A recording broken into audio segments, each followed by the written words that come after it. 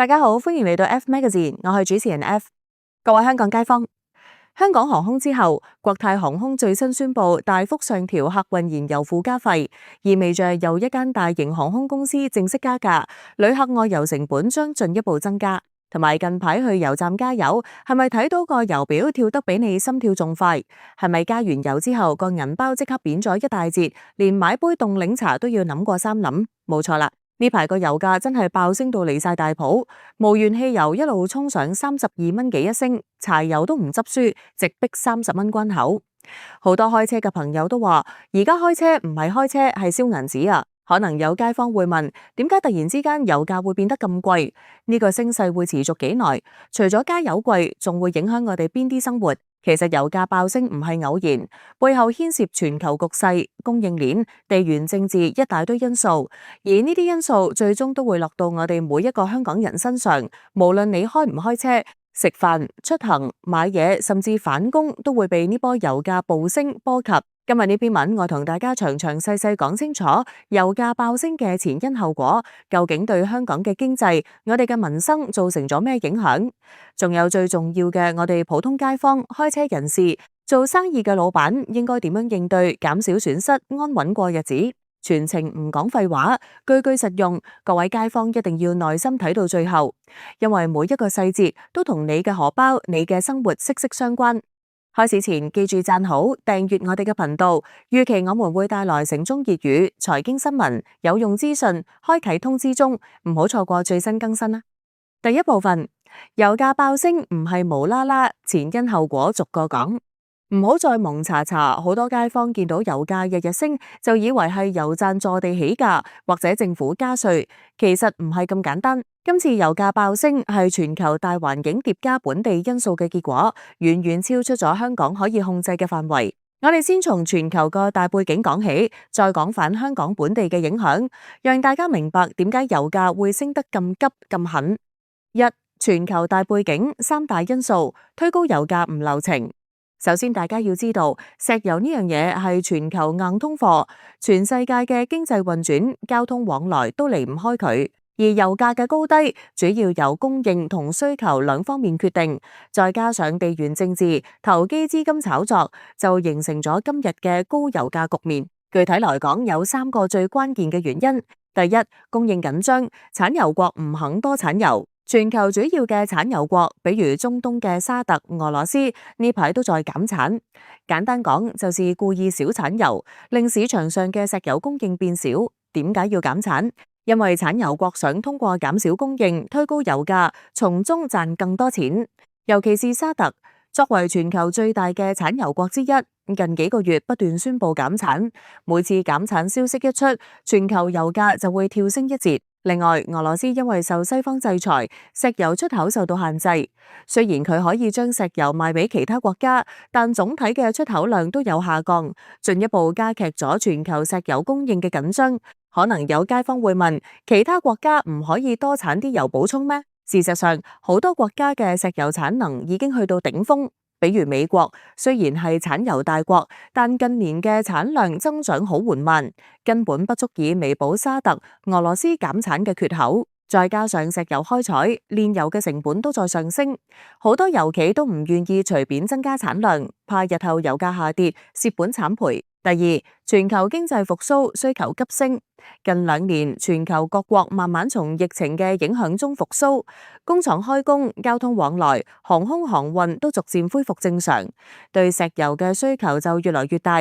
比如中國、印度呢啲人口大國，經濟復甦速度好快，汽車銷量、工業用油量都大幅增加。歐美國家嘅航空業也逐漸復甦，飛機用油需求急升。供應少咗，需求又多咗，油價自然就被推高。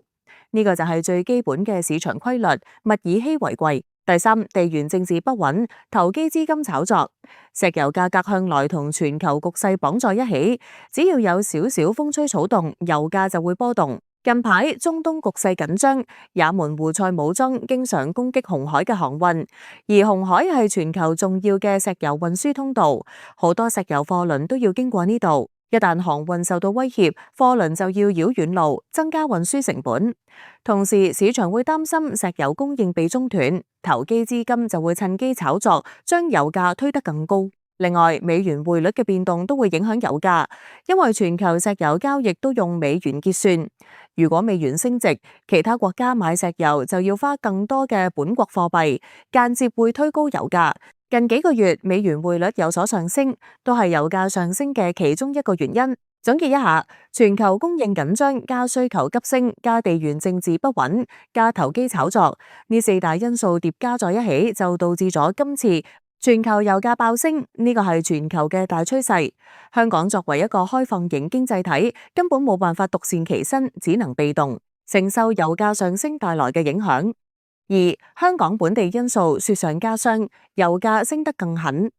如果話全球因素係主因，咁香港本地嘅一些因素就係雪上加霜，令到我哋加油嘅價錢比其他好多地方都要貴。主要有兩個原因，大家一定要知道。第一，燃油稅嘅影響。香港嘅燃油稅一向都好高，就以無鉛汽油為例，每升嘅燃油稅高達6.06港元，柴油嘅燃油稅都有2.89港元。呢個稅率在全球範圍內都算偏高㗎。好多街坊可能唔知道，我哋去油站加油，個油價裡面其實包含咗燃油稅。換句話講，你加一升油，有一部分錢係俾咗政府嘅稅。剩下嘅先至係油本身嘅價錢同油站嘅利潤。舉個例子，假設全球原油價格對應嘅本地油價係25港元每升，加上6.06港元嘅燃油稅，再加上油站嘅運營成本、利潤，最終賣俾街坊嘅價錢就會去到32港元每升以上。如果燃油稅唔調整，只要全球油價上升，我哋加油嘅價錢就會同步上升，而且升幅會更加明顯。第二，香港嘅石油依賴度極高，香港本身冇任何石油產量，所有嘅石油、汽油、柴油都要靠進口，主要從中東、東南亞等地進口。呢個就意味住香港嘅油價完全受全球油價嘅影響，冇任何自主調節嘅空間。而且石油進口需要經過航運、儲存、煉製等環節，呢啲環節嘅成本都會加到最終嘅油價裡面。比如紅海航運受阻，石油運輸成本上升，呢部分成本最終都會轉嫁俾我哋消費者，令到油價再升一截。除此之外，香港嘅油站市場集中度比較高，幾間大型油公司佔據咗大部分市場份額。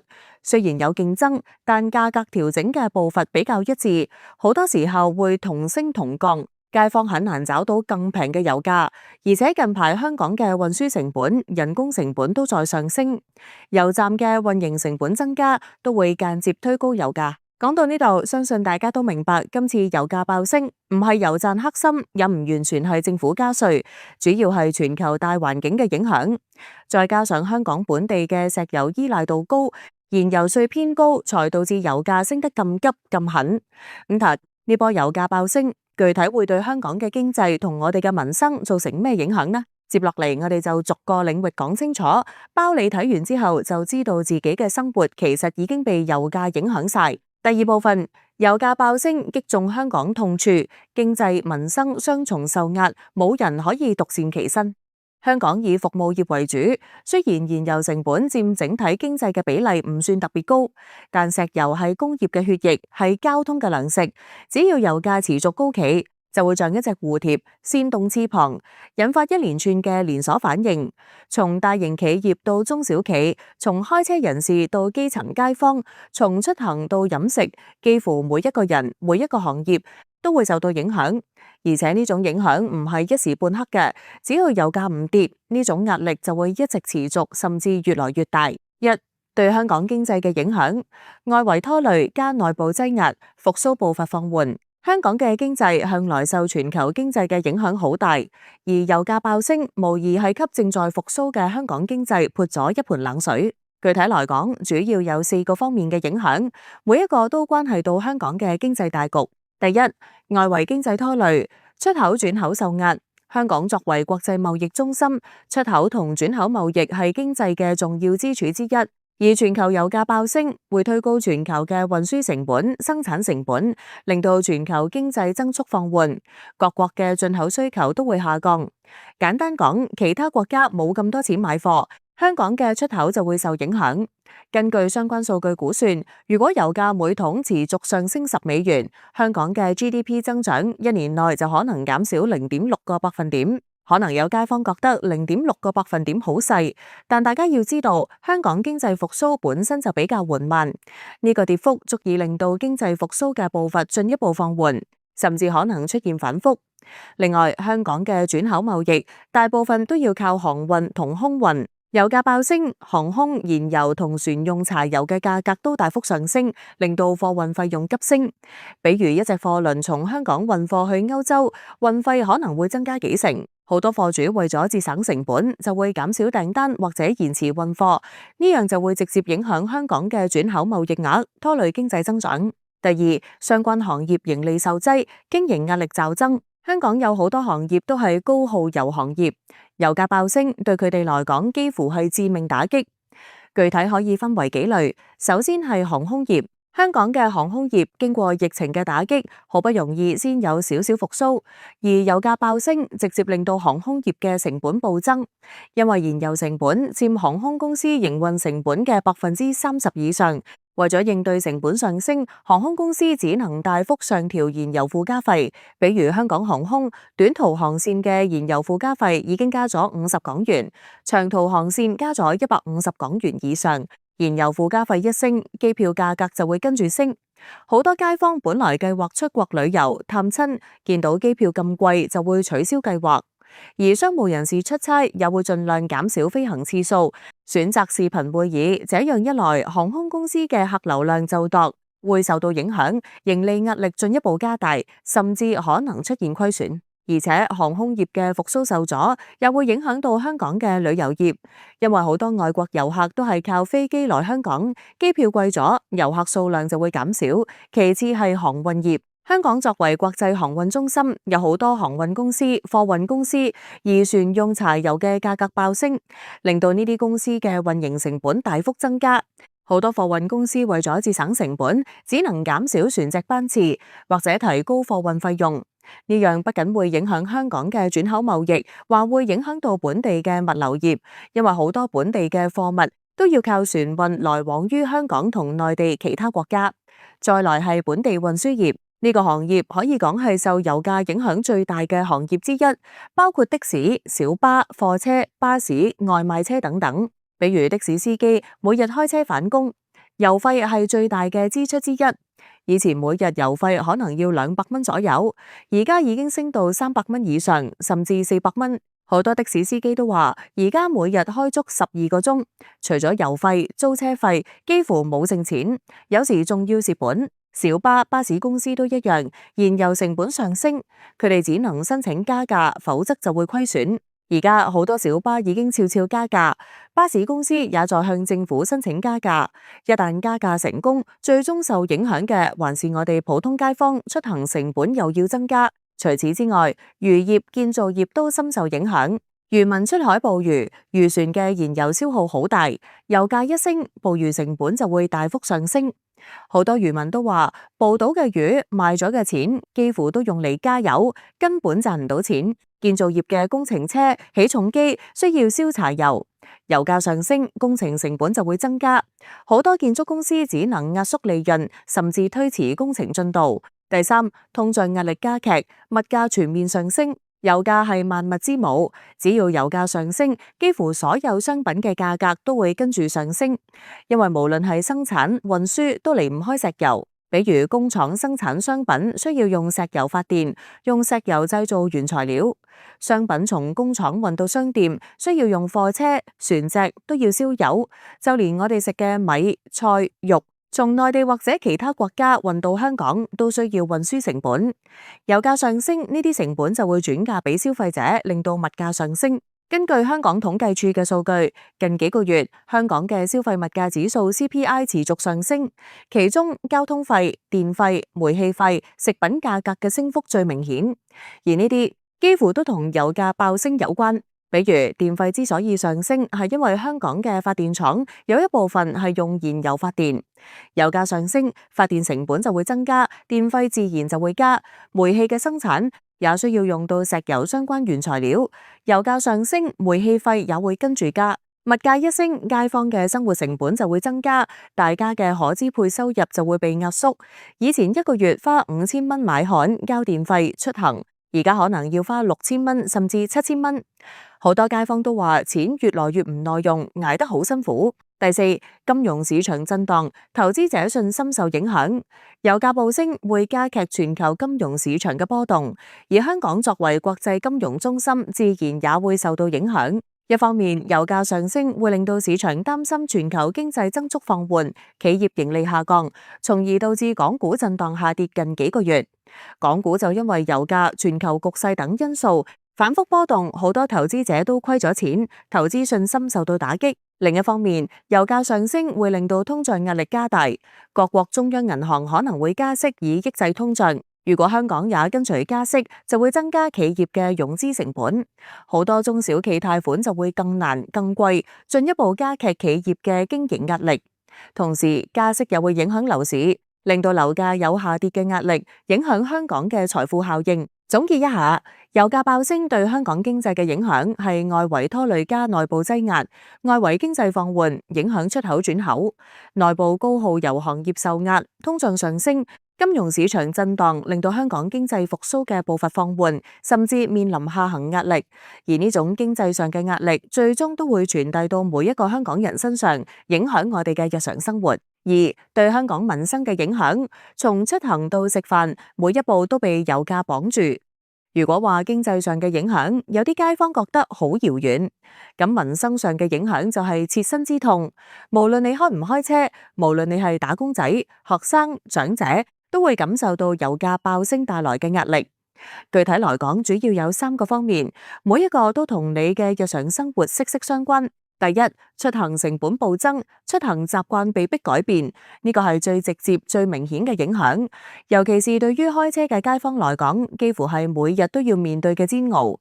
首先講私家車主，而家香港嘅無鉛汽油已經升到32蚊幾一升，一部普通嘅私家車加滿一箱油大概50升，以前只需要1300蚊左右，而家已經升到1600蚊以上。一個月如果加油4次，就比以前多花1200蚊以上。呢筆錢對於普通打工仔來講，已經係一筆唔少嘅開支，相當於多交咗一個月嘅網費，或者多買咗幾餐飯。好多私家車主都紛紛表示，已經減少咗開車嘅次數。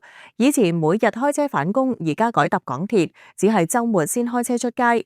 以前逢年過節會開車去內地玩，而家都唔敢去。因為油費太貴，來回油費就要幾百蚊，甚至有啲私家車主直接將車賣咗，或者停喺車位度唔開，寧願搭公共交通，因為開車嘅成本已經超出咗自己嘅負擔能力。而港車北上嘅政策本來係方便香港車主去內地出行，但油價爆升之後，好多港車主去內地最主要嘅目的變成咗去內地加油，因為內地嘅油價比香港平好多。比如內地嘅92號汽油大概係8蚊人民幣一升，折合港元大概9蚊左右，比香港平咗20幾蚊一升。好多港車主專門開車去深圳、東換加油，雖然要花時間花過橋費，但總體來講都比喺香港加油平好多。除咗私家車主，開車謀生嘅街坊壓力就更大咗，比如的士司機、小巴司機、貨車司機、外賣員。前面已經講過，的士司機每日嘅油費支出增加咗好多，而的士收費冇即時調整，好多司機每日開足12個鐘都賺唔到錢，甚至要蝕本。有啲的士司機為咗節省油費，會盡量少開空車，甚至減少工時，開半日休半日，收入大幅下降。有啲年紀大嘅司機乾脆選擇退休，因為頂唔住呢個壓力。外賣員都一樣，好多外賣員係自己開電單車或者摩托車，需要燒汽油或者柴油。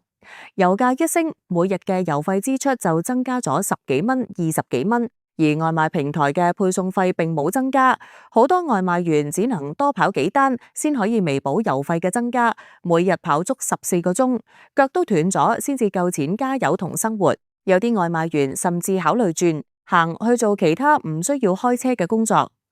至於公共交通，雖然暫時仲有好多未加價，但壓力已經好大。巴士、小巴公司嘅燃油成本大幅上升，遲早都會申請加價。而且因為好多私家車主改搭公共交通，港鐵、巴士嘅客流大幅增加。高峰期嘅時候，港鐵擠到鐵門，巴士也經常滿座，街坊出行變得更加不方便。有街坊話：以前搭港鐵雖然擠，但起碼有位企，而家擠到連呼吸都困難，仲要擔心遲到。第二，家庭開支大幅增加，生活質素下降。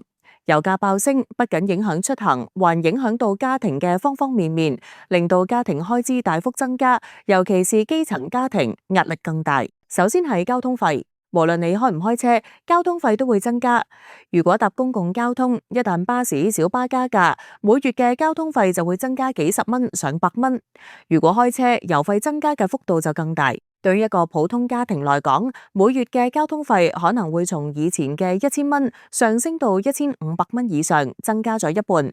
其次係電費、煤氣費。前面已經講過，油價上升會推高發電成本同煤氣生產成本，電費、煤氣費都會跟住上升。一個普通家庭每月嘅電費大概係500蚊左右，煤氣費大概係300蚊左右。油價爆升之後，電費可能會升到600蚊以上，煤氣費升到400蚊以上，每月又多咗200蚊嘅支出。再來係食品價格，油價上升會推高糧食、蔬菜、肉類嘅運輸成本同生產成本，令到呢啲食品嘅價格大幅上升。比如以前一棵白菜大概係5蚊，而家升到8蚊；以前一斤豬肉大概係30蚊，而家升到40蚊；以前一碗魚蛋大概係10蚊，而家升到12蚊。雖然每一樣嘢嘅升幅唔算特別大，但積少成多，一個家庭每月嘅伙食費就會增加好幾百蚊。除此之外，其他日用品嘅價格也在上升，比如洗衣粉、洗潔精、紙巾等。因為生產呢啲商品需要用到石油相關原材料，油價上升，生產成本增加，價格自然就會上升。這樣一來，一個普通家庭每月嘅總開支可能會增加1000蚊以上。對於月收入只有幾萬蚊嘅家庭來講，壓力可想而知。而對於基層家庭、宅訪戶、長者、殘疾人士等弱勢群體來講，呢種壓力就更大。好多基層家庭月收入本來就唔高，只能勉強維持基本生活。油價爆升之後，生活開支增加，只能壓縮其他方面嘅支出，比如少買衣服、少出街食飯，甚至減少醫療支出，生活質素大幅下降。有長者話：而家電費、煤氣費都好貴，唔敢多開燈，唔敢多煮嘢，只能省吃儉用，捱一日得一日。第三，就業壓力增加，行業前景不明朗。油價爆升令到好多行業嘅經營壓力大幅增加，好多企業為咗節省成本，只能採取裁員、凍薪、減少工時等措施，令到就業壓力增加。比如航空業、航運業、運輸業、物流業等，好多公司都在裁員或者凍薪。有航空公司裁減咗部分空中服務員同地面工作人員。有貨運公司凍結咗所有員工嘅薪酬，唔再加薪。有的士公司因為司機流失嚴重，只能減少車隊規模，進一步影響就業。中小企嘅壓力就更大，好多中小企本身嘅資金實力就唔強，油價上升令到佢哋嘅營運成本大幅增加，而又冇能力將成本轉嫁俾消費者，只能壓縮利潤，甚至虧損。好多中小企老闆都話，而家生意好難做，油價又貴，人工又貴，再咁落去可能要倒閉，到時員工就會失業。雖然油價爆升，也帶動咗一些行業嘅需求，比如電動車、充電樁、節能產品等，但呢啲行業嘅就業崗位數量有限，不足以彌補其他行業流失嘅就業崗位。而且呢啲行業需要一定嘅技術同資金，好多失業嘅員工很難轉行到呢啲行業，只能處於失業或者半失業狀態。對於打工仔來講，就業壓力增加，意味住不敢輕易辭職，即使工作唔開心、薪酬唔高，都只能忍住，因為怕辭職之後找不到新嘅工作。而對於即將畢業嘅學生來講，就業難度也會增加，好多公司都在收縮招聘。招聘崗位大幅減少，畢業生找工作變得更加困難。講到呢度，相信大家都感受到咗油價爆升對香港嘅經濟同民生造成咗好大嘅影響。無論你係開車人士、打工仔、學生，還是中小企老闆，都冇辦法獨善其身。面對呢波油價爆升，我哋到底應該點樣應對先可以減少損失，安穩過日子？接落嚟就係最實用嘅部分，分為政府、行業、市民三個層面，同大家講清楚每一個人都可以做到嘅應對方法。第三部分，唔好坐以待斃。政府、行業、市民齊出力，應對油價爆升有方法。面對油價爆升嘅壓力，單靠一個人、一個行業係好難應對㗎，需要政府、行業、市民三方齊心協力，短期紓困、長期轉型，先可以有效減輕油價爆升帶來嘅影響，甚至從根本上解決問題。下面就分別從三個層面同大家講講具體嘅應對方法，無論你係邊個群體，都可以找到適合自己嘅方法。一、政府層面，短期紓困解燃眉，長期政策謀長遠。政府作為管理者，係應對油價爆升嘅核心力量，短期需要推出紓困措施，幫助市民同企業減輕壓力；長期需要制定政策，優化能源結構，降低香港對石油嘅依賴，從根本上解決油價波動帶來嘅影響。具體來講，有以下幾個措施。第一，短期紓困措施，急市民之所急，解決即時壓力。首先，暫時下調或凍結燃油稅，呢個係最直接、最有效嘅措施，可以即時降低油價，減輕開車人士同運輸業嘅壓力。前面已經講過，香港嘅燃油稅好高，無鉛汽油每升6.06港元，柴油每升2.89港元。如果政府可以暫時下調燃油稅，比如將無鉛汽油嘅燃油稅下調2港元每升，柴油下調1港元每升，油價就可以即時下降，開車人士嘅負擔就會減輕好多。或者政府可以凍結燃油稅，一段時間內唔再調升，避免油價進一步上升。好多街坊都呼籲政府盡快推出呢個措施，燃油稅下調少少，我哋加油就可以平好多，生活壓力又會減輕好多。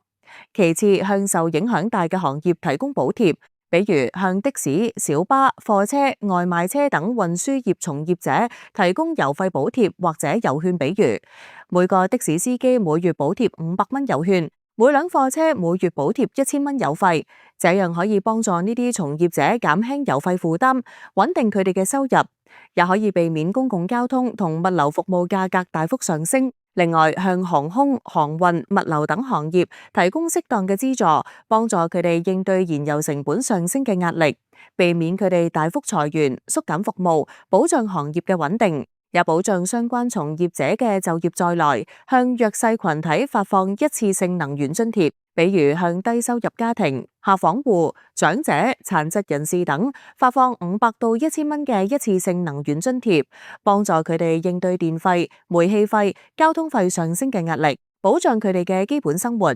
呢個措施可以直接幫到最需要幫助嘅人，減輕佢哋嘅生活壓力。最後，加強油價監管，打擊非法加油站。香港有少數非法加油站，賣嘅油價雖然平，但油質差，不僅會損壞車輛，還會危害環境同安全。政府應該加強執法，嚴厲打擊非法加油站，保障市場公平。同時，加強對正規油站嘅價格監管，要求油站公開油價構成，避免油站坐地起價，保障消費者嘅權益。第二，中長期政策，優化能源結構，降低石油依賴。短期措施只能解燃眉之急，要從根本上解決油價波動帶來嘅影響，就需要政府制定中長期政策，優化香港嘅能源結構，降低對石油嘅依賴。首先，加速電動車普及。電動車唔需要燒油，只要充電就可以行，係應對油價爆升嘅重要方向。政府應該進一步優化電動車嘅相關政策，增加充電樁嘅數量，在住宅、商場、停車場等地方多安裝充電樁，解決電動車車主充電難嘅問題。優化電動車嘅停車優惠，比如電動車停車免費或者減費，進一步降低電動車嘅使用成本。另外，政府應該鼓勵公共交通車輛電動化，比如將巴士、小巴、的士等逐步更換成電動車，不僅可以減少燃油消耗，降低運營成本，還可以環保，減少空氣污染。其次，推動公共交通優先。香港嘅公共交通網絡本來就好發達，政府應該進一步優化公共交通，比如加密港鐵、巴士嘅班次，解決高峰期擠迫嘅問題，優化公共交通路網，增加線路覆蓋，方便街坊出行，降低公共交通嘅票價，或者推出更多優惠套餐，鼓勵更多街坊選擇公共交通，減少私家車嘅使用，從而減少對石油嘅需求。再來，優化能源結構，增加可再生能源嘅比例。香港嘅電力供應主要依靠燃煤、燃油同天然氣，其中燃油發電嘅比例雖然唔高，但一旦油價上升就會影響電費。政府應該大力發展可再生能源，比如太陽能、風能、海洋能等，在屋頂、空地等地方安裝太陽能板，利用風能發電。逐步增加可再生能源在電力供應中嘅比例，降低對石油同燃煤嘅依賴。另外，政府可以加強同內地嘅能源合作，從內地引入更多嘅天然氣、電力等，優化香港嘅能源供應結構，降低能源供應嘅風險，也可以降低能源成本。最後，強化油價應急機制。政府應該建立石油儲備體系，儲存足夠嘅石油。一旦全球石油供應中斷或者油價大幅波動，就可以釋放儲備石油，穩定本地油價。同時建立油價平準機制，當油價大幅上升時，政府可以通過補貼等方式平抑油價，減少油價波動對市民同企業嘅影響。二、行業層面節流轉型，共渡難關。面對油價爆升嘅壓力，各個行業都需要主動作為，通過節流、轉型、共擔等方式降低成本、提升效率，共渡難關。具體來講，不同行業有不同嘅應對方法。第一，運輸業優化運營，降低油耗。對於的士、小巴、貨車等運輸業來講，降低油耗係最直接嘅節省成本嘅方法。比如的士司機可以優化行駛路線，避免塞車，減少空車行駛，這樣可以降低油耗。定期保養車輛，檢查輪胎氣壓、發動機等，確保車輛處於最佳狀態，也可以降低油耗。平穩駕駛，避免急加速、急剎車，同樣可以節省燃油。另外，運輸公司可以逐步將燃油車更換成電動車或者混能車。雖然初期投入比較大，但長期來講可以大幅降低燃油成本。比如一些外賣平台可以鼓勵外賣員更換電動車，並提供一定嘅補貼。小巴公司可以逐步更換電動小巴，降低運營成本。除此之外，運輸業可以加強合作，比如貨車公司可以合併配送，提高車輛嘅載貨率，減少空車行駛，降低油耗同運輸成本。的士司機可以拼車，提高載客率，增加收入，同時節省燃油。第二，航空航運業優化航線，提升效率。航空業可以靈活調整航線，減少燃油消耗大嘅航線，增加客流量多嘅航線，提高飛機嘅載客率，優化飛行路線，避免擾路，減少飛行時間，從而降低燃油消耗，提升飛機嘅燃油效率，定期保養飛機，更換節能設備，降低燃油消耗。另外，航空公司可以探索使用綠色燃料，比如生物燃料。雖然目前綠色燃料嘅成本比較高，但隨着技術嘅發展，成本會逐步降低。長期來講，可以降低對傳統石油嘅依賴，也可以環保。航運業可以優化船隻運營，比如調整船速，避免高速行駛，降低燃油消耗。合併貨物運輸，提高船隻嘅載貨率，減少空船行駛。定期保養船隻，更換節能設備，提升燃油效率。第三，物流、零售、餐飲業優化配送，共擔成本。物流業可以優化配送路線，合併配送，提高車輛嘅利用率，減少燃油消耗。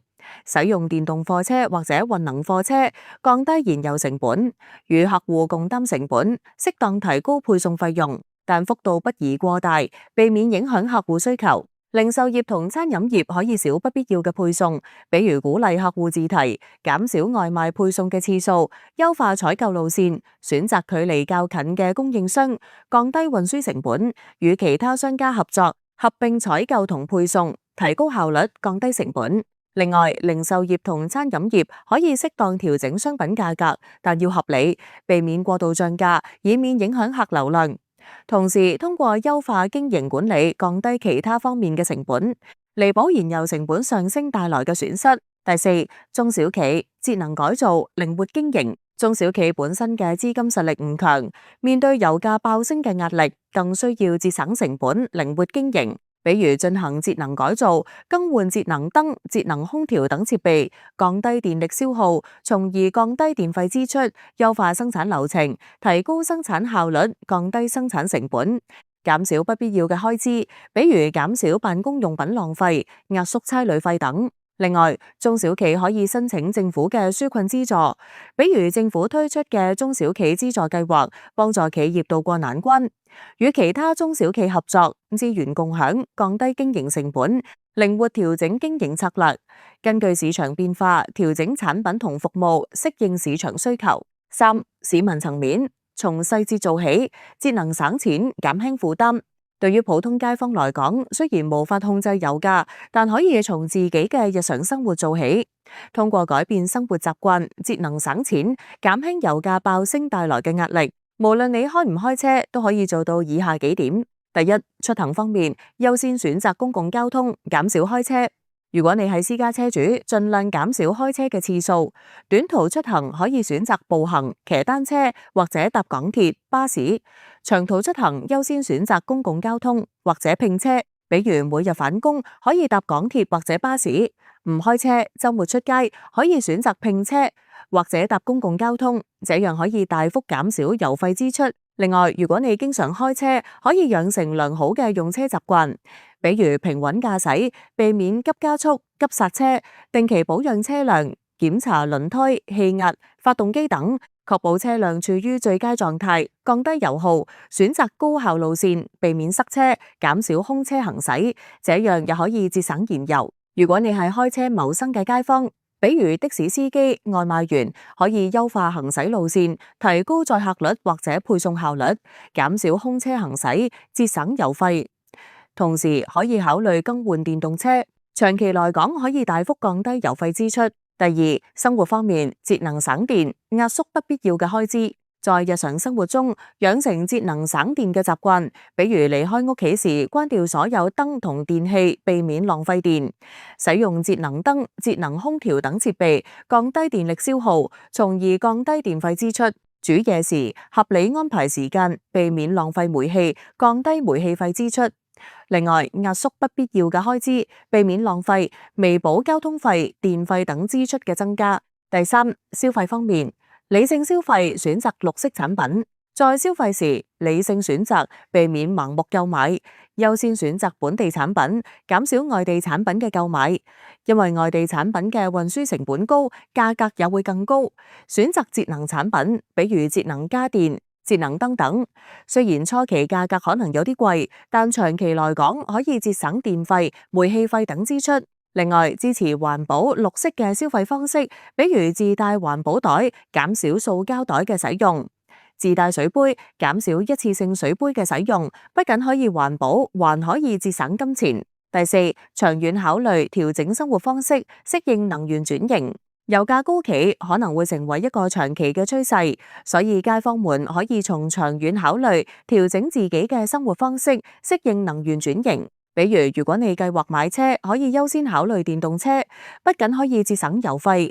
如果你有屋企嘅屋頂，可以安裝太陽能板，自發自用，降低電費支出，養成綠色出行、節能省電嘅習慣，不僅可以減輕油價爆升帶來嘅壓力，還可以環保，造福後代。第四部分，總結與呼籲，齊心協力，共渡難關，展望綠色未來。今次油價爆升唔係一次偶然嘅事件，係全球供應緊張、需求急升、地緣政治不穩、投機炒作等多種因素疊加嘅結果，對香港嘅經濟同民生造成咗不少嘅影響。經濟復甦步伐放緩，相關行業經營壓力驟增，市民生活成本大幅上升，就業壓力增加。但大家唔好慌，也唔好坐以待斃。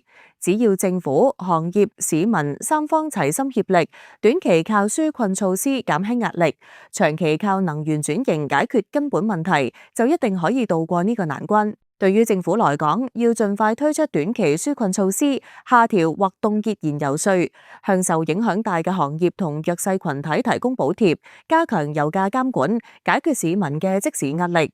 同時，制定中長期政策，加速電動車普及，推動公共交通優先，優化能源結構，降低香港對石油嘅依賴，從根本上增強香港經濟同民生嘅抗風險能力。對於行業來講，要主動作為，通過優化運營、節流轉型、共擔成本等方式，降低燃油消耗，提升效率，渡過難關。同時，積極響應政府嘅政策，推動行業嘅綠色轉型，比如逐步更換電動車、使用綠色燃料等，實現可持續發展。對於普通街坊來講，要從自己嘅日常生活做起，改變生活習慣，優先選擇公共交通，減少開車，節能省電，壓縮不必要嘅開支，理性消費，選擇綠色產品。從長遠考慮，調整生活方式，適應能源轉型，每一個細小嘅改變，不僅可以減輕自己嘅生活壓力，還可以為香港嘅綠色發展貢獻自己嘅一份力量。油價爆升係一次挑戰，但也係一次機遇。它提醒我哋，過度依賴石油，不僅會受到全球油價波動嘅影響，還會對環境造成污染。只有加速能源轉型，發展可再生能源，推動綠色出行、綠色生產，才能從根本上解決油價波動帶來嘅問題，實現香港嘅可持續發展。各位香港街坊，困難係暫時嘅，只要我哋齊心協力，互相支持，從自己做起，從細節做起，就一定可以應對油價爆升帶來嘅挑戰，渡過難關，迎接一個更綠色、更穩定、更美好的未來。最後，希望呢篇文可以幫到大家。如果你覺得有用，記得分享俾身邊嘅朋友、家人，讓更多人知道油價爆升嘅前因後果以及應對方法，一齊節能省錢，共渡難關。感謝收看，記住 Like、Share、Subscribe。如果大家對本集內容有咩意見，可以在留言區留言你的想法。下集見，拜拜。